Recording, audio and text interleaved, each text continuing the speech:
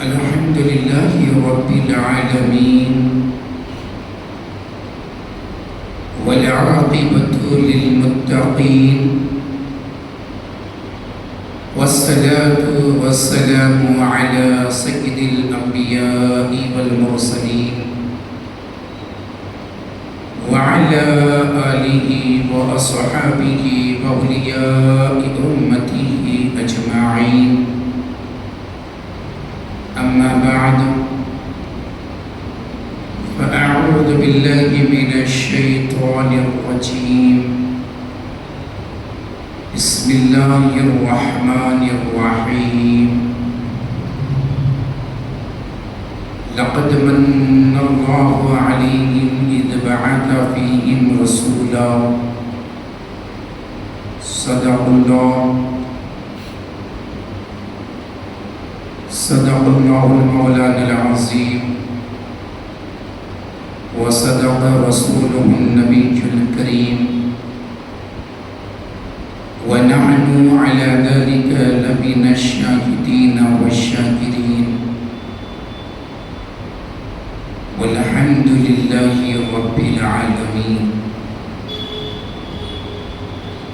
غوث اعظم بمنی be سر و ساما مدد قبلہ دی مدد کعبہ ایمان مدد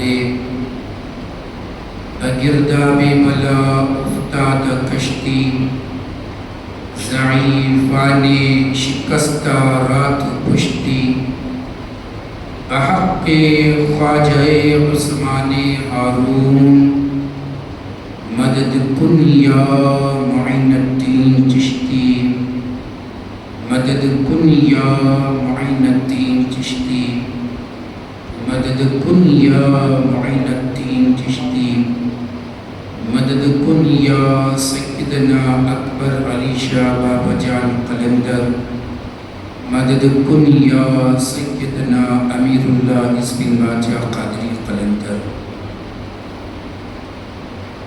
منبر نور پر جلوہ افروز مدینہ مسجد کے نائب امام حافظ معظم رضا صاحب، میلاد مصطفیٰ کی مبارک محفل میں آنے والے تمام حاضرین ناظرین سنی جنتی عوام اہل سنت، السلام علیکم ورحمۃ اللہ وبرکاتہ.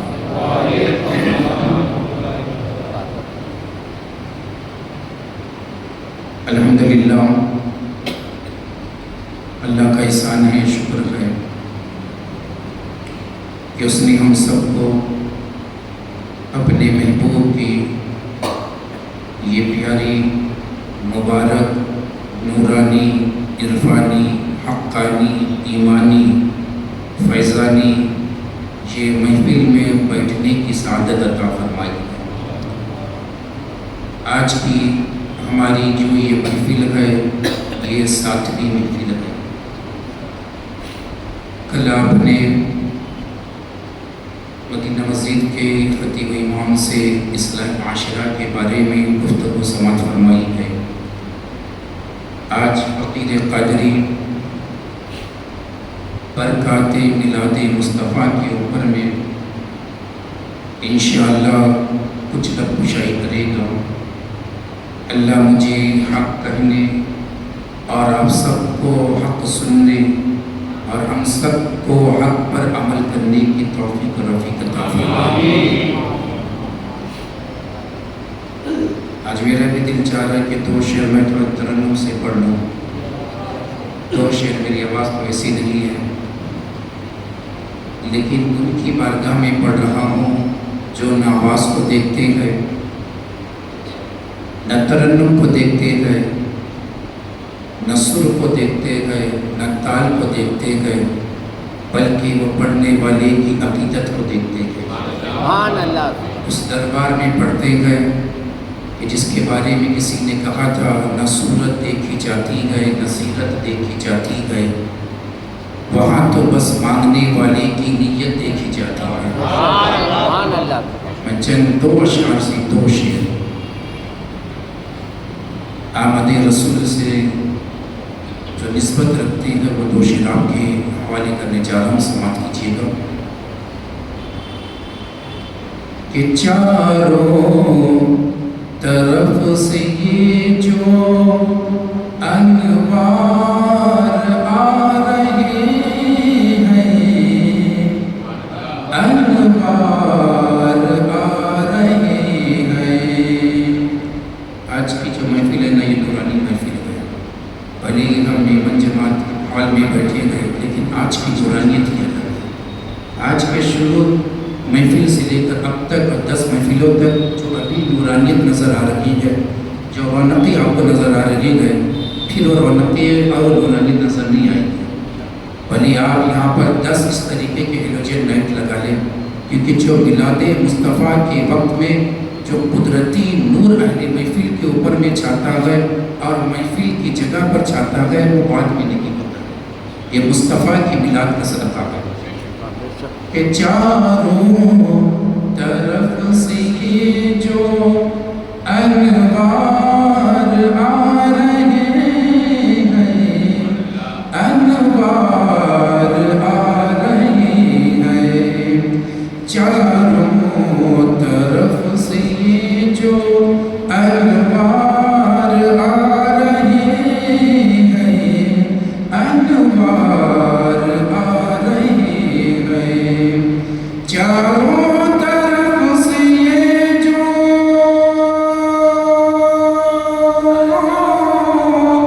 अनवार आ रहे हैं, अनवार आ रहे हैं। ऐसा लगा कि जैसे, ऐसा लगा कि जैसे सरकार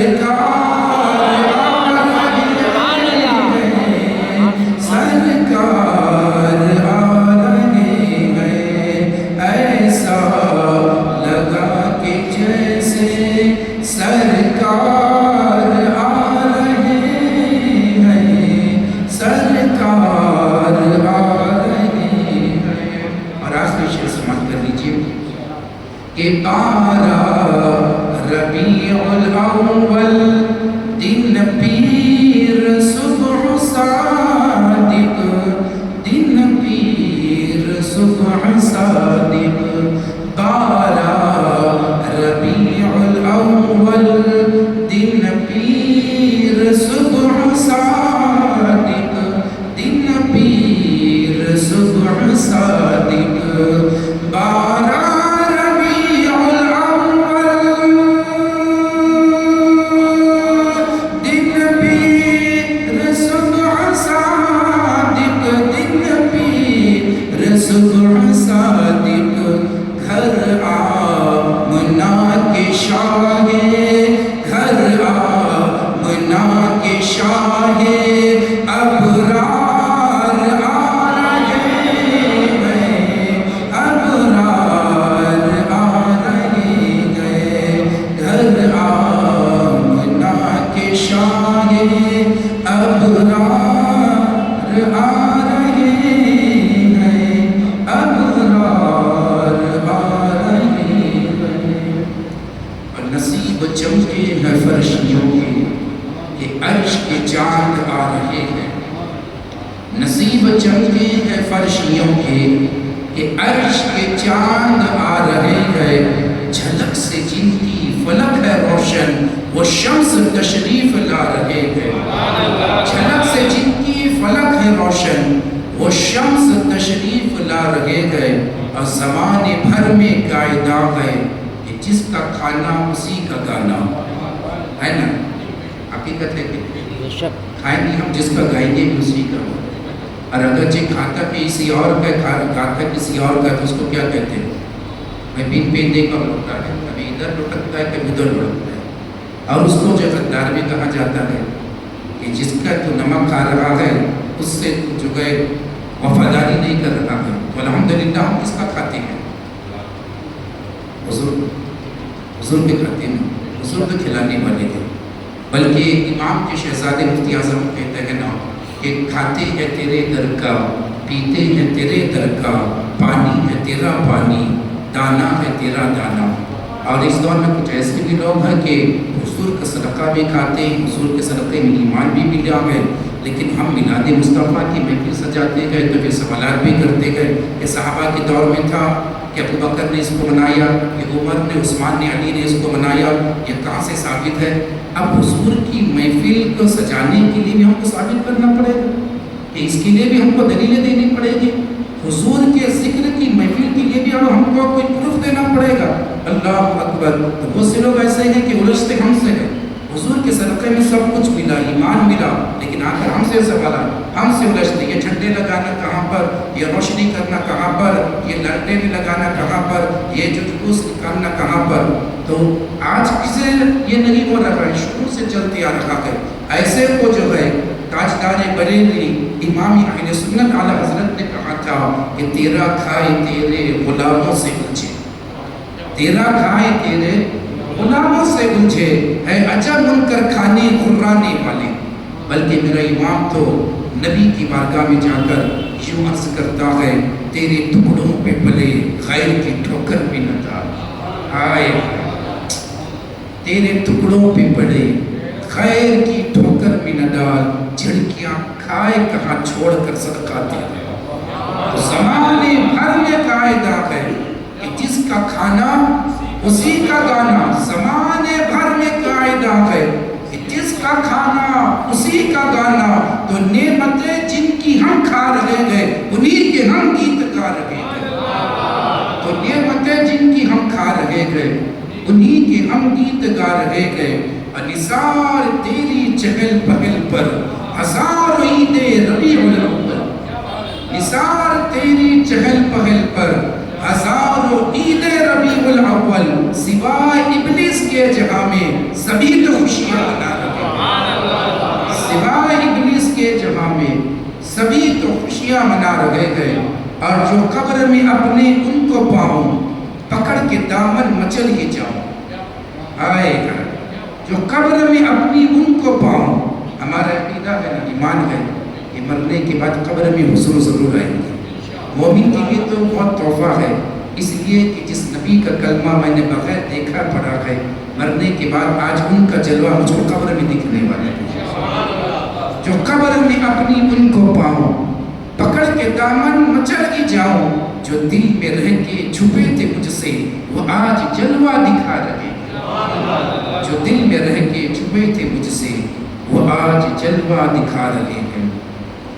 बाले तौहीद के मतवालों, शब-ए रिसालत के परवानों, गौसे आज़म व ख्वाजा ग़रीब नवाज़ के दीवानों, मख़दूम सुन्ना व आला हज़रत के शहदाइयों, हज़रत सैयदना अमीरुल्लाह इस्माइल बादशाह और रमज़ानी बाबा के अक़ीदतमंदों, औलिया उम्मत के जानिसारों, आइए सबसे पहले हम अपने आका व मौला हुज़ूर ताजदार मदीना राहतुल सीना साहिब मुअत्तर पसीना नबियों के सरदार दोनों आलम के मालिक व मुख्तार नाइब परवरदिगार महबूब किरदिगार रसूल बावकार अल्लाह के हबीब ज़ख्म खुर्दा इंसानों के तबीब अम्बिया के नक़ीब रहमत आलम नूर मुजस्सम नबी मुकर्रम रसूल मुअज़्ज़म सरापा करम करम दुखों को तैराने वाले, रोतों को हंसाने वाले, अपनी आँखों से रख कर दीदार फरमाने वाले और बरोज़े हश्र हम सब गुनाहगारों की शफ़ाअत फरमाने वाले, जिनके दरबार में जो भी जाता है खाली जाता है लेकिन दामन को भर भर कर आता है, जिनकी बारगाह में कतरा जाए वो समंदर बन कर लौटे, ज़र्रा जाए तो आफ़ताब होकर लौटे, अबू बकर जाए तो सदाकत का ताजदार बन जाए, उमर जाए तो अदालत का ताजदार बन जाए, उस्मान जाए तो सखावत का शहसवार बन जाए, अली जाए तो फिर शुजाअत का ताजदार बन जाए, अबू हुरैरा जाए तो हदीसों के से में सबसे ज़्यादा रावियों के सरदार बन जाए, बिलाल जाए तो आशिकों का सरदार बन जाए, हसन हुसैन जाए तो शहीदों के सरदार बन जाए, गौसे पाक जाए तो फिर वलियों के ताजदार बन जाए, गरीब नवाज जाए तो हिंद के बादशाह बन जाए, इसामुद्दीन जाए तो महबूब इलाही हो जाए, अलाउद्दीन जाए तो साबिर कलियरी बन जाए, ताजुद्दीन जाए तो शहंशाह हक़ अक़लीम ताज मिल्लत व दीन बन जाए, हाजी अली जाए तो समंदर के बादशाह बन जाए, इंसान अली जाए तो शहंशाह छत्तीसगढ़ बन जाए, धर्मचारी वाले बाबा जाए तो रायपुर के ताजदार बन जाए, सैयदना अमीरुल्लाह इस्माइल बादशाह जब बारगाह रसूल में जाए تو بلاسپور کے شہر کے قطب بن جائے اور جب رحمت رضا جائے اپنے وقت کے مجدد بن کر آ جائے. نعرہ تکبیر، نعرہ رسالت، جشن عید میلاد النبی واللہ اہل سنت. آئیے اس نبی کی بارگاہ میں درود پاک پڑھتے گئے جن کے امامے کو میرے امام نے دیکھا تو کہا لکھ. کہا کیا لکھو؟ کہا لکھتی کیوں نہیں تاج والے دیکھ کر تیرا امامہ نور کا، سر جھکاتے ہیں الہی بول بالا نور کا. آئیے اس نبی کی بارگاہ میں درود پڑھتے گئے جس کے بارے میں میرے اعلیٰ حضرت نے جب ان کی پیشانی کو دیکھا پھر قلم سے کہا لکھ. قلم نے کہا کیا لکھو؟ کہا لکھتی کیوں نہیں جس کے ماتھے شفاعت کا صحرا رہا اس جبین سعادت پہ لاکھوں سلام. امام نے دیکھا سرکار کی آنکھوں کو ما زاغ البصر وما طغى. قلم سے کہا لکھ. کہا کہ کیا لکھو؟ لکھتی کیوں نہیں جس طرف اٹھ کری دم میں دم آ گیا اس نگاہ عنایت پہ لاکھوں سلام. میرے امام نے جب پھر نبی کے کانوں کو دیکھا پھر کہا قلم سے لکھ. کہا کہ اب کیا لکھوں؟ کہا کہ لکھتی کیوں نہیں دور و نزدیک کے سننے والے وہ کانے لالے کرامت پہ لاکھوں سلام. ہم یہاں سے پکارے وہاں وہ سنے مصطفیٰ کی سماعت پہ لاکھوں سلام. آپ اس نبی ہاشمی کی بارگاہ میں درود پاک پڑھتے گئے جس کے ہونٹوں کے بارے میں میرے امام نے کہا قلم سے لکھ. کہا کہ کیا لکھوں؟ کہا لکھتی کیوں نہیں پتلی پتلی گلے قدس کی پتیاں ان لبوں کی نزاکت پہ لاکھوں سلام. کہا پھر جب نبی کی اس بنی کی بارگاہ میں درود پڑھتے گئے کہ میرے امام نے جو ہے جب نبی کی زبان کے بارے میں سنا تو پھر قلم سے کہا لکھ. کہا کہ کیا لکھوں؟ کہا لکھتی کیوں نہیں وہ زبان جس کو سب کن کی کنجی کہے اس کی نافذ حکومت پہ لاکھوں سلام. جب اس نبی کی بارگاہ میں درود پڑھتے گئے جس کے بازوں کو شانے کی شان کو نہ اپنے وقت کے مجدد نے دیکھا تو قلم سے کہا لکھ. کہا اب کیا لکھوں؟ کہا لکھتی کیوں نہیں جس کو بارے دو عالم کی پرواہ نہیں ایسی بازوں کی قوت پہ لاکھوں سلام. پھر جو ہے پھر امام نے دیکھا نبی کے قدموں کی طرف پھر کہا قلم سے لکھ. کہا کہ اب کیا لکھوں؟ کہا لکھتی کیوں نہیں کھائی قرآن خاکے گزر کی قسم اس کفے پاک کی حرمت پہ لاکھوں سلام. سبحان اللہ. آئیے بلند آواز سے نبی کی بارگاہ درود پاک پڑھ لیجیے. اللہم صلی علی سیدنا شفیعنا نبینا حبیبنا کریمنا رحیمنا مولانا محمد المہدی الصدیق صلاۃ و سلام علیہ یا حبیبی یا رسول اللہ صلی اللہ تعالی علیہ وآلہ وسلم. معزز سامعین کرام، اللہ کا بڑا احسان ہے کہ اس نے ہمیں یہ محفل سجانے کی توفیق عطا فرمائی. اور میں پھر سے کہوں گا قابل مبارکباد ہے بلاسپور کی بیمن جماعت الحمدللہ بڑا اچھا انہوں نے قدم اٹھایا کہ 10 روزہ میلاد مصطفیٰ کی محفل کا انعقاد کیا گیا. اور سب سے ایک اچھی بات یہ ہے اور شہر کے لیے انہوں نے ایک اچھا میسیج ایک اچھا پیغام اپنے اس جو ہے ممبر سے اور اپنی اس محفل سے یہ دیا ہے کہ اگرچہ میلاد مصطفیٰ کی محفل کرانا ہو تو شہر میں ہمارے ائمہ کرام ہمارے علماء کرام گئے جو نبی کی میلاد منانا بھی جانتے ہیں اور اس کے اوپر کہنا بھی جانتے ہیں. یہ ایک بہت اچھا میسیج ایک بہت اچھا پیغام شہر بلاسپور کے لیے ہے بیمن جماعت کی طرف سے کہ اپنے ہی شہر کے علماء کرام کو الحمدللہ مدعو کیا اور پھر جو ہے حضور کی شان میں کہنے کی جو ہے ایک ہم کو بھی توفیق ملی ہے. الگ الگ عنوانات پہ آپ جو ہے ہر دن تقریر کو سماعت کرتے جا رہے ہیں. مجھ کو وہ دن یاد ہے کہ ہمارے جہانگیر بھائی تھے، اشرف بھائی، ہمارے رفیق بھائی وغیرہ یہ فقیر قادری کے پاس میں آئے تھے. ہم لوگ بیٹھے تھے تو مشورہ ہوا تھا کس طریقے سے کریں. ہم نے بھی مشورہ دیا کہ ایسا کر کے 10 دن کی محفل بہت اچھی ہے تو شہر سے چند علماء کرام کو منتخب کر لیتے ہیں اور ہر دن الگ الگ عنوانات پہ بیان کو کرتے ہیں تاکہ سامعین کے علم میں اضافہ ہوتا رہے. الحمدللہ اس کو سماعت بھی کرتے جا رہے ہیں. مشورے کو انہوں نے بھی قبول کیا اور الحمدللہ پھر جو ہے یہ بڑی ہی پیاری اور بڑی ہی عرفانی نورانی محفل ہماری منعقد ہو رہی ہے. اللہ کی محنتوں کو سب کی محنتوں کو اپنی بارگاہ میں قبول فرمائے. دیکھیے ابھی تک کہ ہم اس ہال کو جو ہے ایک کھانا کھانے کے نام سے جانتے تھے شادی ہوئی گئے تو کام ایمن جماعت میں، 11ویں کی نیاز ایمن جماعت میں، کسی کے چھوٹا موٹا ولیمہ ہے تو میمن جماعت میں، یہاں تک کہ 12 ربیع الاول کی خوشی میں کسی نے حضور کی نیاز کا اہتمام کیا میمن جماعت میں، کسی کے منگنی ہے کامل میمن جماعت میں۔ الحمدللہ اب اس جماعت کو، اس جماعت خانے کو، اس حال کو اب سب سے بڑی نسبت یہ ہو گئی ہے کہ 10 دن لگاتار حضور پر درود بھی پڑھا جا رہا ہے اور حضور کے نام کی محفل بھی سج رہی ہے۔ اب تک کے جو ہے ہوتا تھا میمن جماعت میں شادی ہے، وہ نیاز کا لنگر، وہ 11ویں کا کھانا، تو یہ کھانا، اب جو اعلان ہوتا ہے کہ عشاء کے بعد میمن جماعت میں میلاد مصطفیٰ کی محفل ہو رہی ہے۔ الحمدللہ، مبارکباد، اس کو اور بڑی نسبتیں حاصل ہوتی ہیں، اب اس کی بھی اور بھی برکتیں ہوگی الحمدللہ۔ میں گھڑی کو بھی دیکھ رہا ہوں اور آپ کے ذوق کو بھی دیکھ رہا ہوں، انشاءاللہ اللہ جیسی توفیق دے گا اور حضور کی جیسی مرضی ہوگی یہ فقیر قادری کچھ نہ کچھ کرے گا۔ آج میں جو میلاد مصطفیٰ کی برکات ہے اس کے اوپر میں کہنے جا رہا ہوں، لیکن ایسی باتیں میں آپ کی کوشش گزار کرنے جاؤں گا۔ میں تو طالب علم ہوں، چھوٹا موٹا انسان، میرے حق میں آپ دعا کیجیے کہ اللہ مجھے نیک بنا دے۔ میں طالب علم ہوں، دنیا سے میں سب سے بڑا گناہگار ہے میں ہوں، اللہ مجھے نیک بنائے، ہم سب کو نیک بنائے۔ لیکن کچھ باتیں میں آپ ایسی کوشش گزار کرنے جاؤں گا کہ شاید آپ نے پہلے سنی ہوگی یا نہ سنی ہوگی۔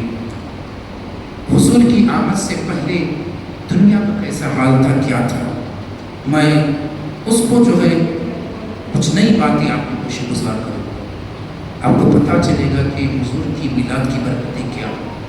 یہ حضور کی میلاد کی تو برکتیں ہیں کہ ہم یہاں پر بیٹھے ہیں، میلاد مصطفیٰ کی برکتیں ہیں کہ ہمارے چہروں پر نور ہے، مصطفیٰ کی میلاد کی برکتیں ہیں کہ ہم اہل ایمان ہیں، مصطفیٰ کی میلاد کی صدقہ ہے کہ ہم اہل سنت والجماعت ہیں۔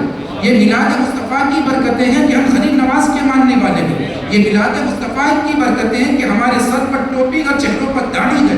یہ میلاد مصطفیٰ کی برکتیں ہیں کہ دنیا ہم کو مسلمان کہتی ہے۔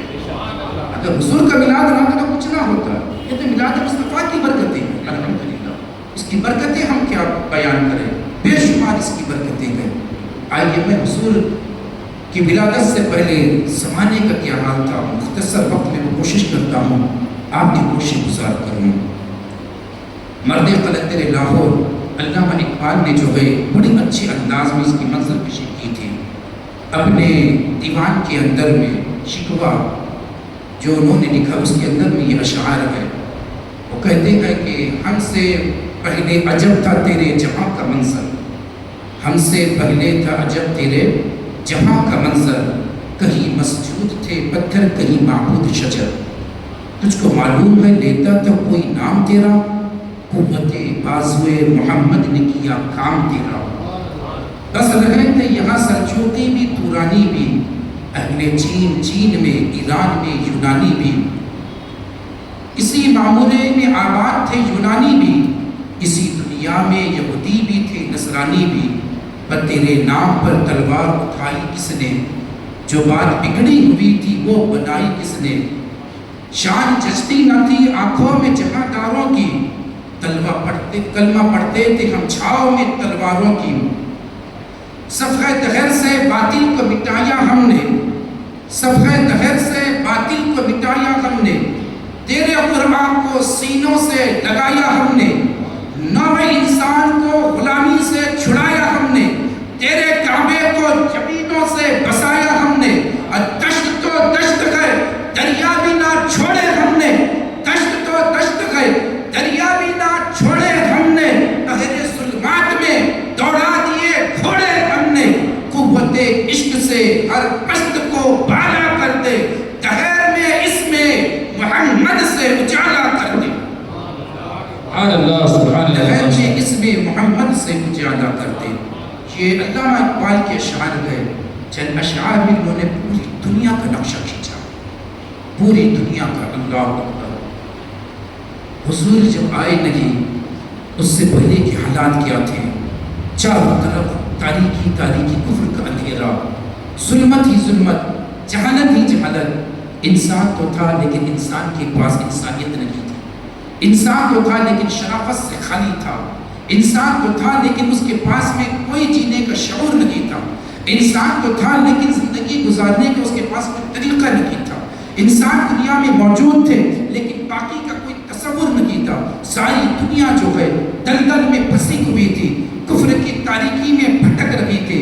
کوئی جو ہے گھوڑے دوڑانے کے اوپر میں کسی کا گھوڑا آگے نکل جاتا تو 100 سال تک کے اس گھرانے سے دشمنی نبھائی جاتی تھی. اللہ اکبر. جو کہ علامہ اقبال نے پہلے جہاں کا منظر کو جو منظر کشی کی ہے اس نے بالکل سچ کہا ہے کہ یہاں تو سب بس رہے تھے, یہاں پر سب تو رہتے تھے, لیکن جب عبادت کا وقت آتا تھا تو رب کی کوئی عبادت نہیں کرتا تھا, رب کی بارگاہ میں کوئی سجدہ نہیں کرتا تھا. جب وقت آتا تھا تو انسان اس کے سامنے جھک جاتا تھا, جس کو خود اپنے ہاتھ سے تراشتا, خود اپنے ہاتھ سے بناتا, خود اپنے ہاتھ سے سجاتا اور پھر اسی کے سامنے خود جھک جاتا. یہاں تک کہ انسان اتنا جو عقل سے عاری ہو چکا تھا کہ کوئی جو ہے سورج کو پوج رہا تھا, کوئی چاند کو پوج رہا تھا, کوئی سمندر کی اٹھتی ہوئی لہروں کو دیکھتا تو اس کو خدا بنا لیا. کسی نے آگ کو اپنا خدا بنا لیا, کسی نے پیپل کے درخت کو خدا بنا لیا, کسی نے جانور کو خدا بنا لیا, کسی نے پتھر کو اپنا خدا بنا لیا. حد تو یہ ہو گئی جانور کے پیٹ سے جو خلاصت نکلی اور گوبر نکلنے کے بعد گوبر کے اندر سے جو کیڑے نکلے, انسان نے گوبر کے اندر کے کیڑوں کو بھی خدا بنا لیا. اللہ اکبر. جب وقت آتا تھا عبادت کا, خانہ کعبہ موجود ہوتا تھا, 360 خانہ کعبہ کے اندر میں بت رکھے ہوئے تھے. خانہ کعبہ کے اندر میں لوگ جا کر جو ہے خدا کے سامنے سر نہیں جھکاتے تھے, ان بتوں کے سامنے سروں کو جھکاتے تھے, ان کو اپنا معبود بنا لیا تھا, انہیں نفع نقصان سمجھنے والا سمجھ لیا تھا. اللہ اکبر. خدا کا گھر ہے, خدا کا بیت ہے جہاں پر ہر وقت رحمتیں نازل ہوتی تھی, لیکن خدا کا پجاری کوئی نہیں تھا. کعبے کا سینہ چلنے لگا, مولا یہ کیا ہو رہا ہے, میں تیرا گھر ہوں, مقدس گھر تو نے مجھ کو کہا ہے. وقت آتا عبادت کا, لوگ تیری عبادت نہیں کرتے ہیں, تجھ کو پوچھتے نہیں ہے, تیرے سامنے سر جھکاتے نہیں ہے, تیرے گھر کے اندر میں آ کر 360 جو ہے یہ سند رکھے گئے, جو یہ پتھر کی مورتیاں رکھی گئے, انسان اس کے سامنے سروں کو جھکا دے رہا ہے. اللہ اکبر. خانہ کعبہ کے سامنے جو ہے عورت آتی تو کپڑے کو اتار دیتی, مرد آتا تو کپڑے کو اتار دیتا. عورت مرد برہنہ ہو کر خانہ کعبہ کا طواف کیا کرتے تھے. اللہ اکبر. کوئی اس وقت بیوہ ہو جاتی تھی تو پھر جو ہے اس کو منحوس سمجھا جاتا تھا.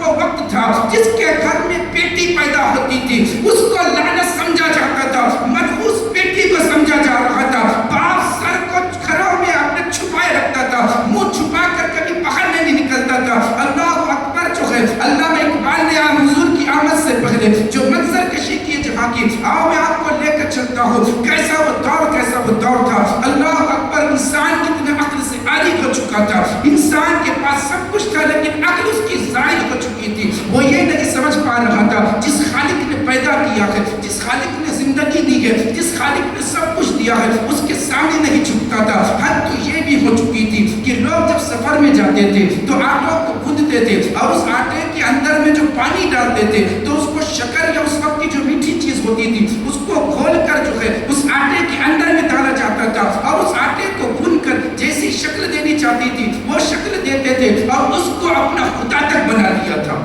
آٹے کو اس نے انسان نے خدا بنا لیا. اور جب سفر میں جاتے اور زیادہ راہ ختم ہو جاتا, کھانے پینے کا سامان ختم ہو جاتا, وہ جو آٹے کا بت تھا سفر کے وقت میں اس کے سامنے جھکتا بھی انسان تھا, عبادت بھی اس کی کرتی تھی, اور جب کھانا ختم ہو گیا اسی آٹے کے بت کو پانی میں ڈال کر اسی کو خود کھا جاتا تھا. اللہ. یہ حال تھا انسان کا. آٹے کو بت کو پانی میں ڈال کر خود کھا جا, جس کو خدا بنایا ہے بھوک کے وقت میں اسی سے اپنی بھوک مٹا دیتا. اللہ اکبر. آپ نے نام سنا ہوگا ایران کا. اس وقت دنیا کی 2 سپر پاور طاقتیں تھیں. ایک ایران جس کو فارس کہتے تھے, ایک روم جس کو آج اٹلی کہا جاتا ہے. ایران کا جو بادشاہ تھا وہ جو ہے کسرا کہلاتا تھا, اور روم کا جو بادشاہ تھا یہ جو قیصر کہلاتا تھا. ایران میں جو حکومت جاری تھی وہ ساسانیوں کی حکومت تھی.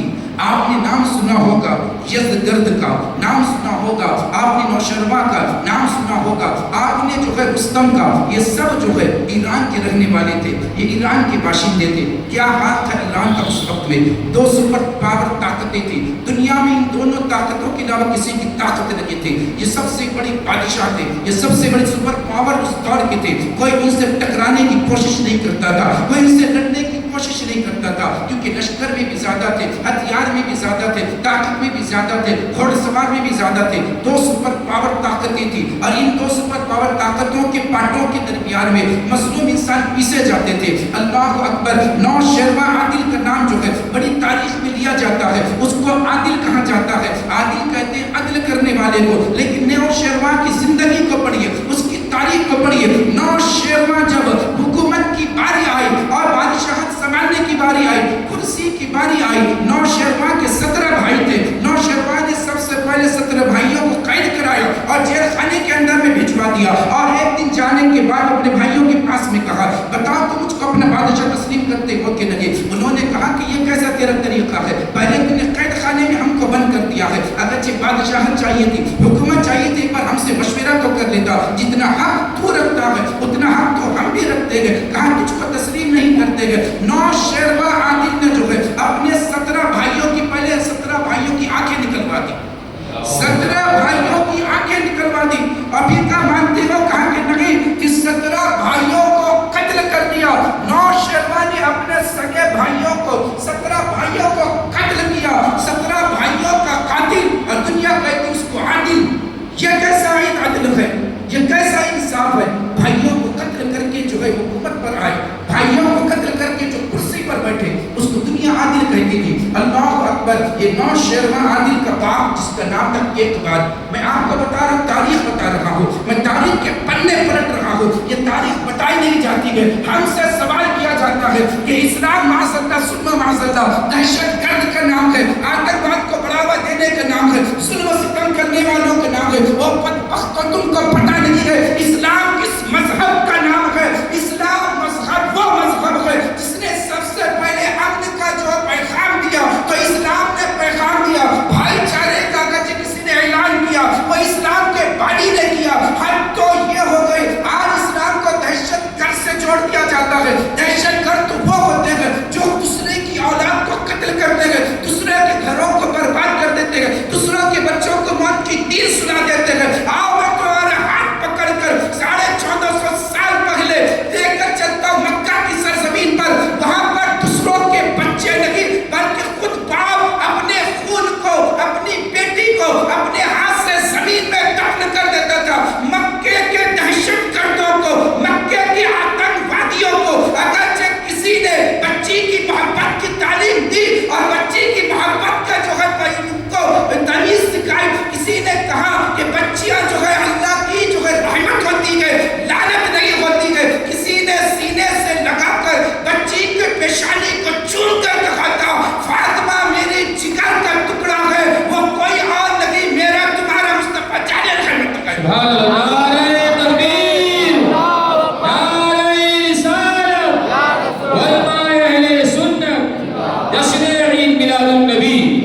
میرے آقا کی ذات ہے، وہ میرے مصطفیٰ کی شان ہے کہ مکہ کے دہشت گردوں کا، آتنکوادیوں جو اپنے خود بچوں کے قاتل تھے، ان کو اگرچہ کسی نے انسانیت کی تعلیم دی ہے تو مصطفیٰ کی ذات ہے۔ تم نے اسلام کو پڑھا ہی نہیں ہے، جب تک کہ اسلام کے تعلیم سے خالی لوگ تھے، ہاتھوں میں تلوار تھی، جب دامن مصطفیٰ سے جڑ گئے پھر جو ہے محبت کی وہ اسیر و محبت کے دائی بن کر چلتے۔ بتاؤ ہند کی سرزمین پر علی کا شہزادہ، حسین کا نور نظر، ہم سب کا خواجہ، راجاؤں کا بھی راجا، مہاراجاؤں کا مہاراجا، پوری دنیا میں جس کی عظمت کا بچتا ہے باجا، وہ معین الدین چشتی کی زندگی کو اٹھا کر دیکھیے، 40 لوگوں کو یہاں پر لے کر آئے، کتنے تیر تھے، کتنی تلواریں تھے، کتنے بھالے تھے، کتنا لشکر تھا، کتنے ہاتھی تھے، کتنے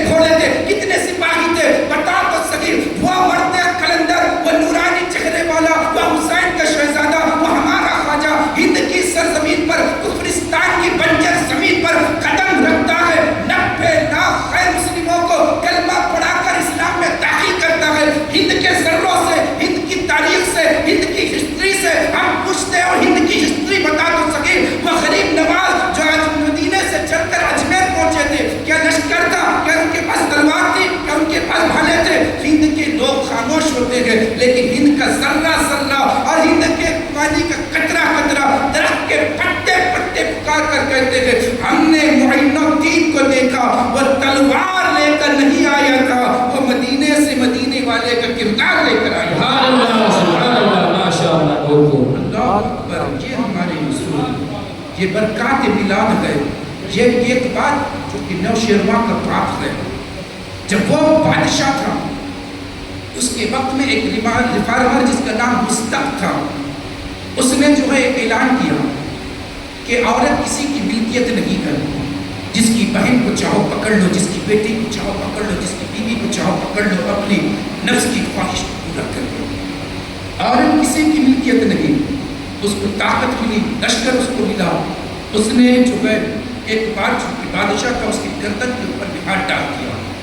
اب محل میں گھس کر اس نے کہا تھا کہ ایک بار آج سے تیری بیوی آج تیری ہے، کل سے تیری بیوی یہ میری ہو جائے گی. اب یہ میرے محل کو زینت بخشے گی. اس وقت نوشیروان نے مصدق کے پاؤں کو پکڑ کر کہا تھا کہ ہمارے گھر کو تو چھوڑ دے، یہ بادشاہ کا گھر ہے. اگرچہ ہماری گھر کی عزت نیلام ہو گئی تو بھی دنیا میں ہم کیا منہ دکھانے کے لائق ہوں گے. مصدق نے کہا کہ اگرچہ اپنی ماں کو بچانا چاہتا ہے تو پھر جو ہے اپنے سر کے تاج سے میرے پاؤں کی جوتی کو صاف کر اور اپنے ہاتھ سے میرے پاؤں کی جوتی کو نکال اس کو بوسہ دے. نوشیروان نے وہ سب کچھ کیا جو مصدق نے کہا. آج جب مصدق وہاں سے جانے لگا تو کہنے لگا کہ سن بادشاہ، جب بادشاہ کی بیوی کی عزت محفوظ نہیں رہ سکتی ہے تو پھر کسی قوم کی بیوی کی عزت محفوظ نہیں رہ سکتی. جس بادشاہ کے گھر کی بچیاں کی حفاظت نہ ہو سکے، کسی قوم کی بچیوں کی حفاظت نہیں ہوتی ہے. یہ جو ایران کا بادشاہ تھا، یہ حالات تھے. آپ نے ڈارا کا نام سنا ہوگا. ڈارا سنا ہے نا؟ میں تاریخ کی طرف لے کر جا رہا ہوں آپ کو. میں نے پہلے کہا کچھ نئی باتیں آپ کو میں گوشے گزار کروں. آج کوئی نئی انداز سے آپ کو مصطفیٰ کا میلاد پڑھ کر بتاؤں کہ کیا اس طریقے سے بتایا جائے، ان خیر مسلموں کو بٹھا کر بتایا جائے کہ اسلام کیا ہے. آپ اسلام سے پہلے کے حالات ہم تم کو بتاتے ہیں کہ کیا تھے دنیا کے اندر میں. کس نے جو ہے یہ نظام کائنات کو صحیح کیا ہے، کس نے جو ہے انسانوں کو صحیح جینے کا طریقہ بتایا ہے، ہم تم کو ثابت کرتے گئے. ڈارا کا نام بڑا سنا ہوگا آپ نے. آج بھی انگریزوں کی شاعری کے اندر میں ڈارا کا بڑا نام لیا جاتا ہے. بڑے بادشاہوں کے اندر اس کو گنا جاتا ہے. انگریزوں کی شاعری اس وقت تک کہ مکمل نہیں ہوتی ہے جب تک کہ وہ ڈارا کا ذکر نہ کر لے. آپ کو پتا ہے یہ ڈارا کیسے پیدا ہوا؟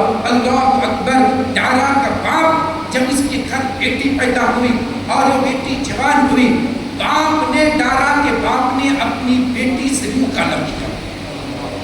ڈارا کے باپ نے اپنی بیٹی سے منہ کالا کیا، حرام خوری کی.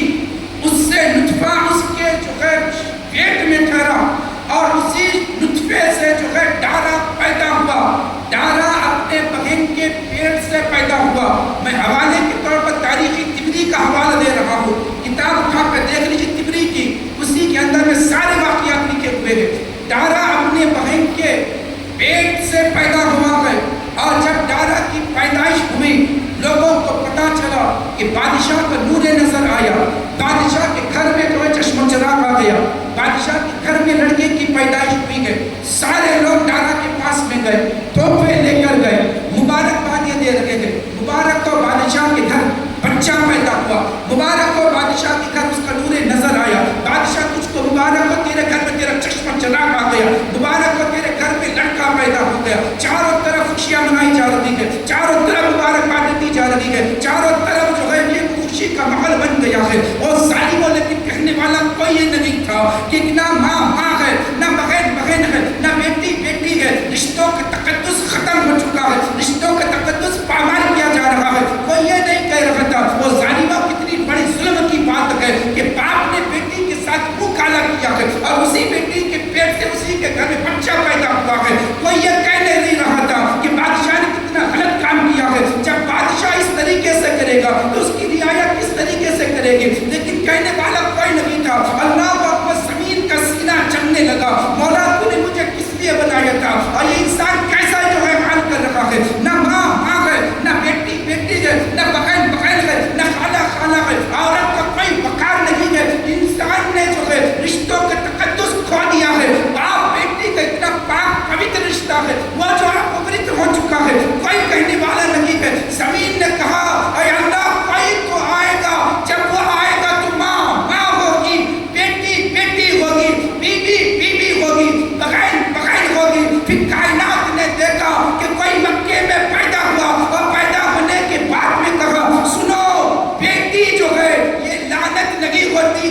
بیٹی اللہ کی رحمت ہوتی ہے. پھر کوئی مکے میں پیدا ہوا اور اس نے کہا سنو ماں کا مقام وہ ہے کہ ساتوں آسمان کے اوپر جو جنت ہے اللہ نے جنت کو ماں کے قدموں کے نیچے رکھ دیا ہے.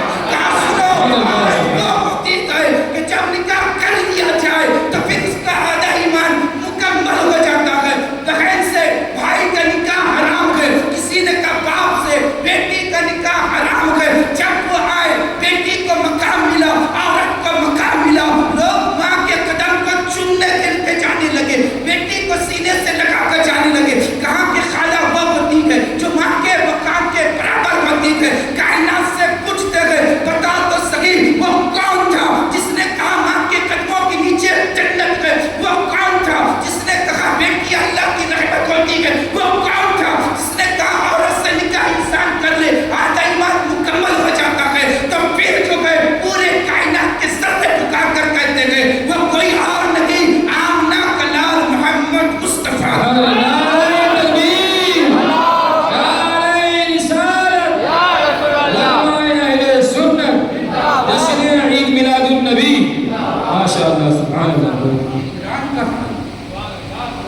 ایران کا حال تھا. دارا نے اس کے گھر اس کی بیٹی پیدا ہوئی, اس کا نام تھا روشنک. اس نے بھی جو ہے یہی نیت کی جب یہ جوان ہو جائے گی میں اس سے شادی کروں. لیکن ساسانی حاکموں نے اس کے اوپر جب گرفت کی, چڑھائی کی اور اس کو خنجر مار مار کر ادھورا کر دیا, چند سانسیں باقی تھی. اس نے اپنے جو ہے وزیر کو بلایا جس کا نام فلک سکندر تھا. اس نے کہا کہ سن بیٹی کو اس نیت سے میں نے پالا تھا کہ بڑی ہو جائے گی تو میں اس سے شادی کر لوں گا. میدان میں دل میں آیا تھا کہ اس سے وہ کالا کر لوں, لیکن وقت اتنا نہیں ملا ہے. لیکن میں آج سے تجھ کو کہتا ہوں میری بیٹی تیری ہو چکی ہے. اللہ اکبر. اس وقت یہ حالات تھے, یہ ایران کے حالات تھے. روم کیسا تھا؟ اللہ اکبر. روم کے اندر میں, اور ایران بہت بڑا ملک اس وقت کہلاتا تھا کیونکہ ایران کے اندر میں عراق بھی تھا, ملک شام کے کچھ حصے بھی تھے, ہند کے کچھ علاقے بھی تھے, افغانستان بھی اس کے اندر میں تھا, بلخ اور بخارا بھی اسی کے اندر میں تھا. ایران اتنا بڑا تھا. لیکن وہ روم وہ بھی بت پرستی کا ماحول تھا. وہاں پر روم کے اندر بھی بت پرستی تھی. چاروں طرف جو بتوں کے سامنے سر جھکایا جاتا تھا. یونان جس کو جو ہے بڑے اچھی انداز سے لوگ اس کے نام کو لیتے گئے اور کہتے ہیں کہ یونان کے لوگ جو ہے بڑے ذہین ہوتے گئے, بڑے عقل مند ہوتے گئے. آپ نے ارسطو کا نام سنا ہوگا, افلاطون کا نام سنا ہوگا. یہ ارسطو افلاطون کہاں کے ہیں؟ یہ یونان کے. اللہ اکبر. ارسطو کو اپنے آپ کو بڑا عقل مند سمجھتا تھا اور لوگ آج بھی جب بات کرتے گئے تو ارسطو کا کبھی کبھی حوالہ دیتے گئے کیونکہ بڑا جو ہے بڑا عقل مند تھا, بڑا دانش مند تھا, بڑا ذہین تھا, بڑے اچھے جملے کام کرتا تھا. لیکن یاد رکھیے ارسطو کی زندگی کو پڑھیے, اس کی تاریخ کو پڑھیے. ارسطو نے کہا تھا کہ عورت جو ہے کسی کی ملکیت نہیں ہوتی ہے, جس سے چاہے عورت سے وہ اپنے دل کو بہلا لے. اور پھر اس نے کہا کہ یہ ظلم ہے, یہ ظلم ہے کہ ایک قانون غریب کے لیے ہو اور وہی قانون کسی امیر کے لیے بھی ہو. قانون تو جو ہے صرف غریبوں کے لیے, لشکریوں کے لیے, سپاہیوں کے لیے ہوتے ہیں. قانون جو ہے جنرل اور کرنل اور جو ہے بادشاہوں کے لیے نہیں ہوتے ہیں. یہ تو ظلم ہے جو قانون غریبوں کے لیے ہو اور وہی قانون بادشاہ کے لیے بھی ہو. یہ کام ظلم ہے, ایسا نہیں ہونا چاہیے. اللہ کا یہ کہہ کر اس نے جو اپنی قلم کو روکا تھا. بتائیے تو صحیح یہ اس کے حال تھے. وہ بھی کون تھا؟ وہ بھی جو ہے پھر آگ کا پجاری تھا, بت پرست تھا. حضرات گرامی یہ جو ایران کا معاملہ ہو چکا ہے, آپ کو پتا ہے جو میں نے شروع میں تقریر سے پہلے کہا تھا کہ اوون کے اندر سے کیڑے نکلے اور کیڑے کو نکلنے کے بعد انسان نے کسی کو اپنا خدا بنا لیا تھا تو وہ گوبر کے اندر کے کیڑے تھے. میری طرف تھوڑا سا کرے تھوڑے یہ ہو جائے. ماشاء اللہ سبحان اللہ. تم شریف پڑھ لیجیے. اللہم صلی علی سیدنا شفیعنا محمد علیہ وسلم. سلام السلام علیکم. الحمدللہ چاہوں پر جھنڈے جھنڈے لہرا رہے. دیکھیے ہم جھنڈے لگائے یا نہ لگائے, قدرت نے پہلے اس کا انتظام کر دیا ہے. جتنے درخت ہے نبی کے جھنڈے ہیں. سبحان اللہ کہہ کر مجھ کو ہمارا جھنڈا کون سے ہرا کہتے ہیں نا. لوگوں کو بڑے ہرے رنگ سے بھی تکلیف ہوتی ہے, لیکن تکلیف بھی ہوتی ہے. پھر خود کہتے بھی گئے پودا لگاؤ پودا قدرت نے انتظام ہی ایسا کر دیا ہے کہ درختوں کو ہریالی دے کر اپنے محبوب کے جھنڈے پوری دنیا میں گاڑ دیا۔ سبحان اللہ۔ ساری دنیا میں ہماری نبی کے جھنڈے، یہ درخت بھی نبی کے جھنڈے، یہ ہریالی ہمارے نبی کے صدقے، نہ ہوتا سبز گنبد تو ہریالی کہاں سے ہوتی ہے؟ یہ حضور کا صدقہ ہے، حضور کی سبز گنبد کا صدقہ ہے۔ خیر تھوڑی بہتر توجہ کریں، میں یہ کہہ رہا تھا کہ گوبر کے اندر جو کیڑے نکلے اور کس نے جو ہے اس کو خدا مانا، یہ مصر کے لوگ تھے۔ مصر کے لوگوں نے گوبر کے اندر کے نکلے ہوئے کیڑوں کو خدا مانا۔ اللہ اکبر، بتائیے